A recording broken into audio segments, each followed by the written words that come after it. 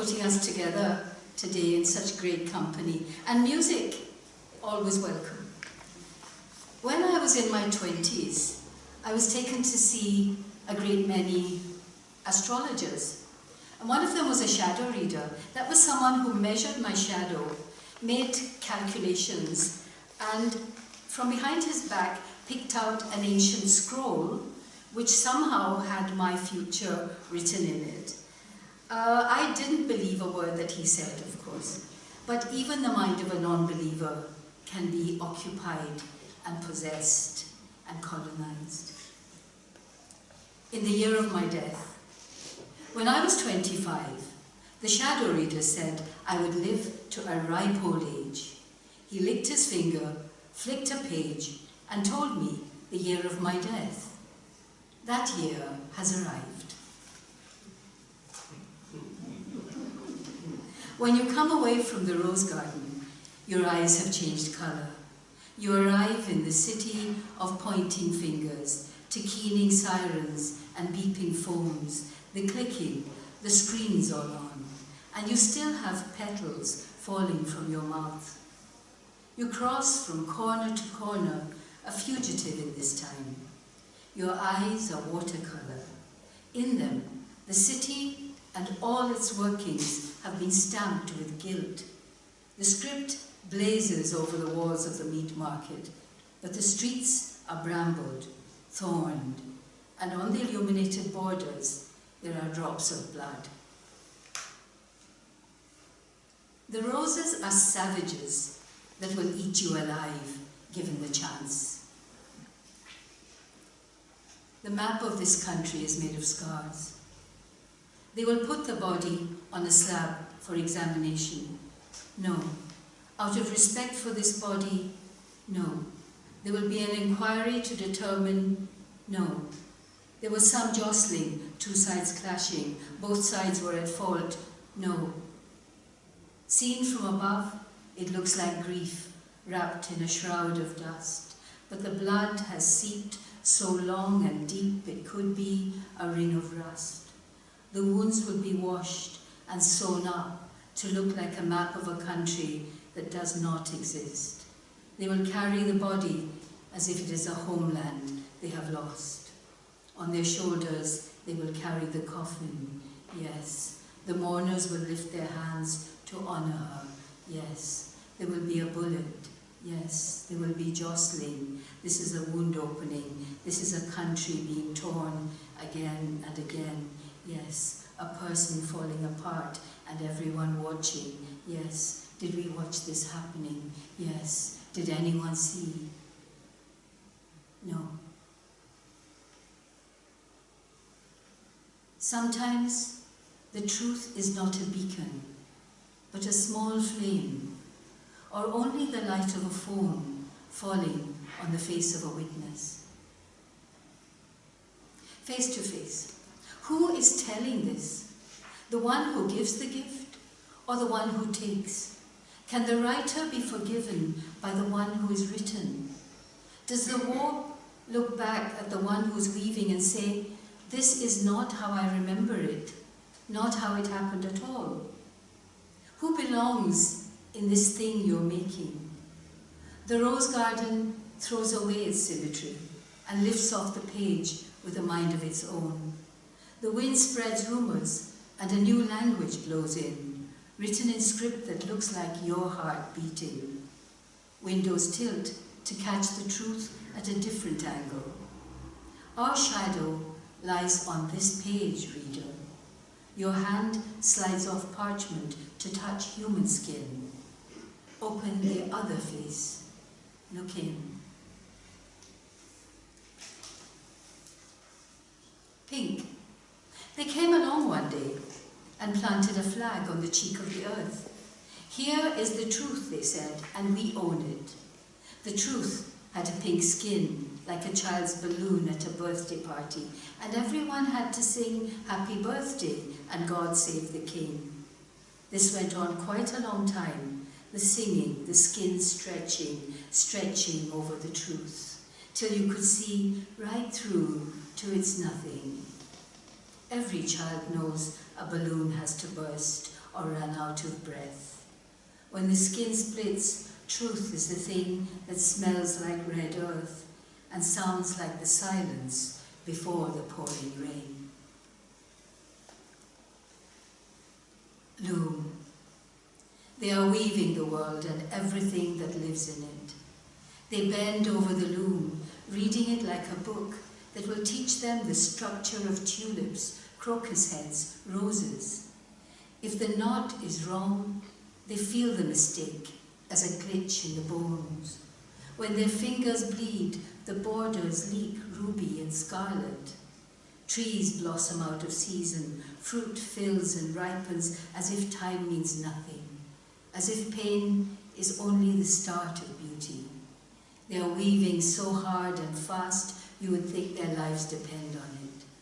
They take the tears off their children's faces to fill the watercourses. They are weaving their times in thread, teaching the loom the way of the world. It hums with business, heaves with the blasphemy of human bodies, hosts of angels, swarms of midges. Songbirds turn into bombers, gazelles to armored tanks. On every border there's new danger, drones overhead, blasted to rubble. Messages appear on the backs of buses, neon signs call for help, clubbers spill out, looking for Ubers, demanding bacon rolls or the first train home, vomiting at corners. The one who is tied to the rock by a chain watches the vultures circling down for the succulence inside, the liver. Starlings fall out of the sky and the weavers bury them in silk. They make up spells and blessings to hold things together till morning, when the children get up out of sleep, bare feet on the floor, doors banging open to let the green back in. It smells like split melon. This is not a prayer mat. It is the prayer. But the weaver speaks here. The weaver makes a pitch. This is the work of many hands. It contains all of paradise, eaten by moths in one small corner. For you, special price. Where you belong. You can squat in this room if you don't say a word. You can stay in this town if you pay for a room. You can go on this train if it's off-peak. You can speak your mind if you change your look. You can have your chance if you don't expect luck. You can be in the group if you get enough likes. You can live with family if you toe the line. You can keep your children if we come to sign. You can enter this church if you quote the book. You can open the book if you close your mind.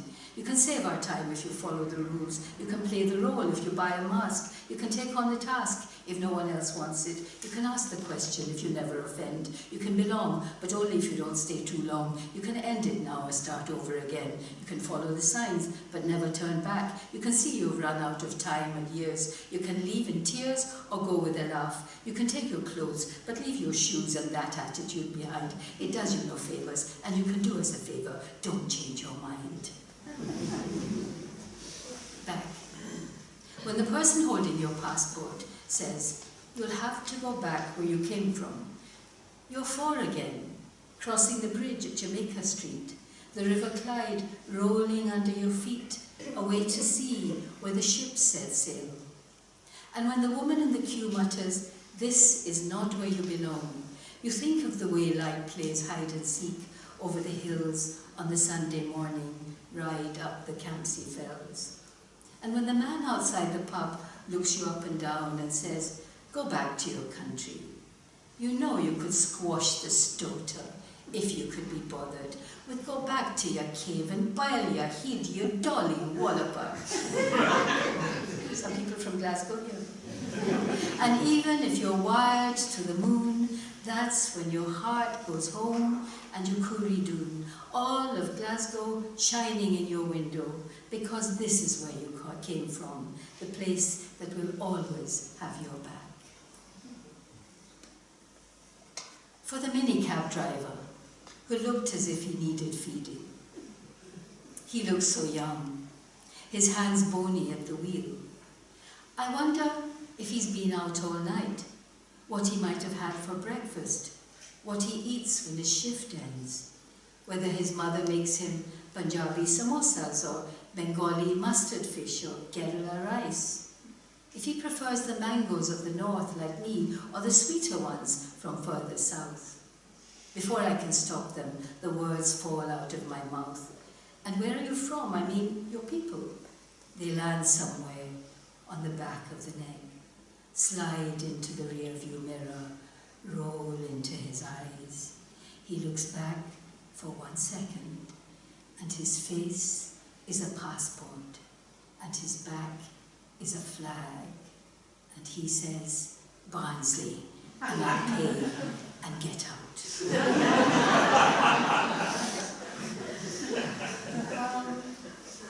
One day I was sitting in the bar of the station hotel in Hull, and I imagined seeing Philip Larkin sitting at a far table drinking beer. And I wondered, would I go up and speak to him? Never. Would he even see me? Of course not. Notoriously grumpy. So I began to imagine him as a young man, and I even began to construct his imaginary profile on a dating app. Swiping left on Larkin. Here, he's younger, his shoulders thinner. She flicks a finger, swipes left. He's dismissed without a flicker. If they pass on the street, she sees a boy trudge by with a book and satchel under the arm, on a way to a lifetime of drudge, easy to overlook. In the edge of his eye, she is a blur between staying or dying, a whiff of abroad, the chaos of prams and infants teething. At the end of every birth is grieving. He takes the dog for a walk, his light on a leash, through the sputtering streets of a town caught in the act of drowning. From a window a curtain is waving, but his back is turned. Shops shut up and shutters come down on the chatter of living, the guttering years. All roads lead to a leaving. He goes into the bar of the station hotel, sits for a while. When he leaves a pale ring on the table. Gold spills out of basements over his feet. He walks down a street and out of his name. Beyond rumour and fame, a flurry of letters blown into gutters, the glitter of language on cobbles, his words remain, hard as knuckles, bright as believing or half-believing. At the end of the world, there is always the sea and his breathing, swiping right, across a blue screen to something beginning. This book is full of insects, and one of them, this is called The Host. While I've been away, the fruit flies have moved in with their extended family and rise politely off a feast of black banana skin to welcome me home. I swat and slap, but they just laugh on the updraft of my flapping, batting hands. The banana gone, I open the window, but they post a halo round my head, 200 wing beats to a second, hatched with a brain far quicker than mine. At my desk, I'm possessed. Follow the threads for evidence of pestilence, the death of civilizations by Zebob, Arab, all the dust of Egypt turned to gnats that torment livestock, squat on ruined crop, rotted fish and frog. In the face of this invasion, I am an avenger sent to stop a plague. Enter, kill fruit flies, study the traps, fill a glass jar with cider vinegar, stir in sugar, cover with cunning cling film, pierce and wait. And they come, hover like decorous guests at a table, perch on the rim. I watch them drown one by one, then return to my desk, But just as I begin to write, one rises up at the edge of my sight like the crop duster in North by Northwest. I spin back into battle, set the trap again, more delicious, more sugar, more stealth. It sits on the lip, licks at the cling film, sips. I strike, it dies a vinegar death. Through the rest of the day, I revisit the site. No sign of return. Next morning, no one is there. The jar untouched, my table bare in the desolate kitchen. I try to work, but keep coming back to stand like an expectant host, waiting to welcome the guest I miss. So as the year of my death began to approach, I thought it would be a good idea to write my will. Writing the will. Before you begin to make an inventory of material gains and worldly goods, you are told it is possible and even advisable to bequeath your entire digital history to your heirs. The horror of it, the ignominy. She experiences a moment of dread. Supposing it comes back into fashion to bury the dead with all they possess, laptops, phones, chargers, cupboards, sofas.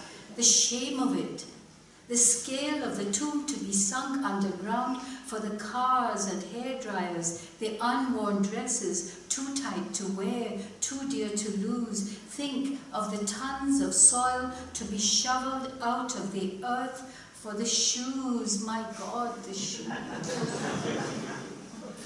She has an off day. Sod off. If you sold the book or bagged the prize or launched a career or lost a stone and dropped a dress size. Sod off. If you managed the holiday in Sharm el-Sheikh and posted a picture of the strawberry mojito you are sipping this minute with a pink umbrella and ice.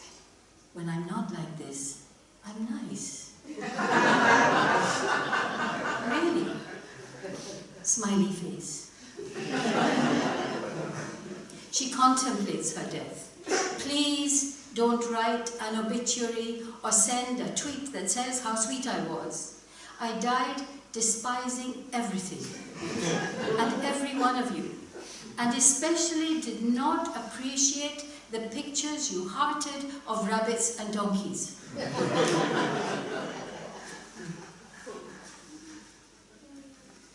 But the radiance. But I didn't believe a word he said.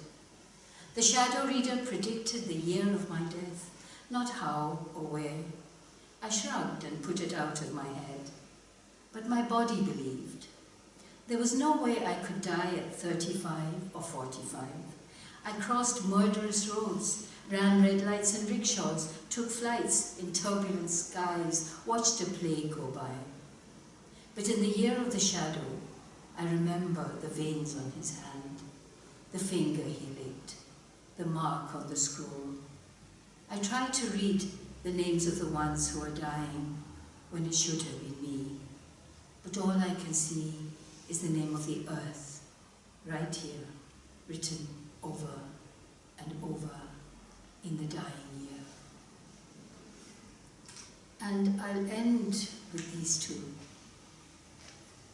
Everywhere, the angels. They are here with us, wings thrust into silk and wool, crawling over used surfaces where the body has thrashed and turned and shed its cells, its lovely dust. They leave a trail of eggs that float through warp and weft. The ghost children will stay unnamed, but eat the beauty of this life till there is nothing left of it but indrawn breath. And they will find Jerusalem in hair and fur, the fibre spun from hope and dread, in a lifetime that will last days and hang by a radiant thread. I walk in the shadow. My walk is iambic. I keep the beat. Shall I compare the two? Da-dum, da-dum. There's comfort in knowing it doesn't matter where my feet are going. If I can hear the I am of my heart, I'm not dead yet. My walk is a sonnet. My walk is mashallah. My walk is fuck you, shadow reader.